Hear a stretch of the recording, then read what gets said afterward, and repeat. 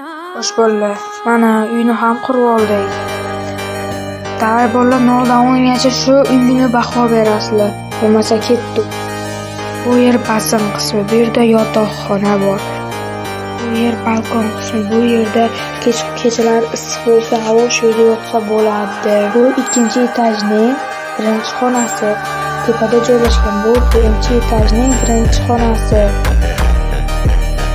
Sizga 0 dan 10 gacha necha baho berasizlar? Davay yozib qoldiringlar kommentariyaga. Davay bolalar, like bosib obuna qo'yinglar, bo'lmasa videolar tez-tez chiqmay boshlaydi. Davay bolalar, like bosib obuna qo'yinglar. Bir haftada 3 ta 4 ta video chiqaramiz. Obuna bo'ldinglarmi? Qaranglar, like bosinglar bolalar. Uyimizga 0 dan 10 gacha baho berildi.